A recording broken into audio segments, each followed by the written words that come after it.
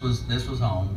We're here for 27 straight seasons, and before the tornado come through, and that's what kind of rushed me off to the East Coast. And we was making some headway, but we got up and then got tied in with Mr. Porter at Fox Hill Farm, and along came some really good horses like Hard Spun and 8 Bells, then Habit of Grace, which wound up being Horse of the Year. So going there was good. But coming back was good, and Mr. Porter, he's great with us being here. You know, it's like he's from Wilmington, Delaware as well. And when he was seeing $50,000 maiden races here right now, he said, "Larry, just take mine to Ellis Park. We're good." So no, it's all good. Better the maiden races here for $50,000 for Kentucky breds are better than in Delaware now. Absolutely, they're running $34,000 up there. If you have them Delaware certified, it makes it go to $51,000. But no, it's we're in the right spot, and we know this is getting better, and that's not. It makes it very easy for us to sell this to our owners. The owners are all happy, and then of course I trained for former Governor Barry Jones, which is awful glad that we're back here in Kentucky.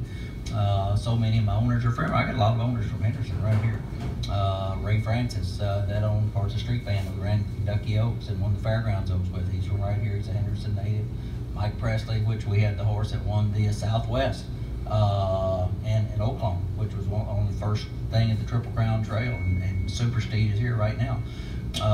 But yeah, he won the $500,000 race there before Omaha Beach come to town. That is when Omaha Beach come to town. My horse was out. They said, "Then we're coming."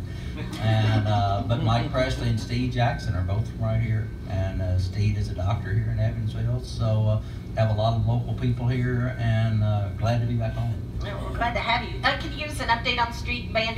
You also co-bred with Ray. Yeah, Street Band's doing very well. She'll be pointed for the Indiana Oaks, and she had her first work. Sophie had come back down last week. She had her first work since the Kentucky Oaks, but we'll be headed for the Indiana Oaks here at the middle of July. Final quick question. You get on as many horses as anybody in the mornings here. Get on your own. What about the track surface here? I really and truly think the track is better now than it's been in probably 20 years. You know, I started galloping here in 1980. It's been a few years, and I've made a lot of trips around the track. The track right now is phenomenal. You know, so many people think that, you know, and I grew up farming, so I know dirt a little bit.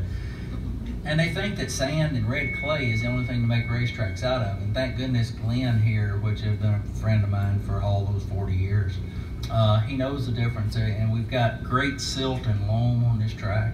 And it's not cuppy, it's got cushion. He knows where the best place is to get it out of the river here. It's had millions of gallons of water washed over it. It's removed all the rough edges on all the dirt.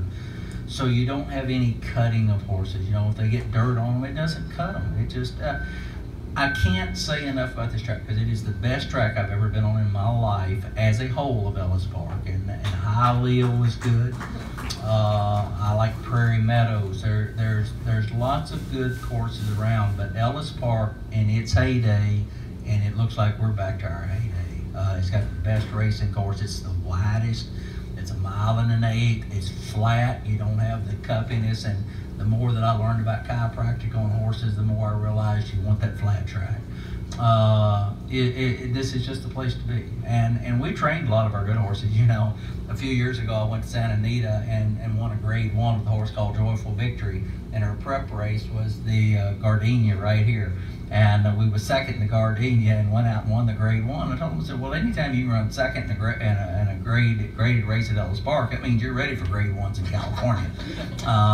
But we've trained very well, and it happened to be my workmates out there before that race was Joyful Victory, and which was the grade 1 winner, and Believe You Can, which was another grade 1 winner. And it wasn't 10 minutes before that Buff Bradley had his grade 1 winner out there. So who in the world would think there was 3 grade 1 winners training right here at Ellis Park within 10 minutes of each other and going? So yeah, this track's seen a lot of good horses. It's going to see a lot more horses. And I can remember one juvenile year, and I've been trying to think of the third horse. But the Breeders' Cup winners that year was a horse called Answer Lively that belonged to Bobby Barnett.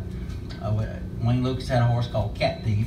And I forget who the third horse was in the Breeders' Cup Juvenile, and all 3 of them raced right here that summer. And Cat Thief, who'd win the Breeders' Cup Classic, got beat here. That's it. That's what I said, and all 3 horses had raced right here. So don't think good things don't start right here. We've been so fortunate getting our horses from here. And So it's a pleasure to be back.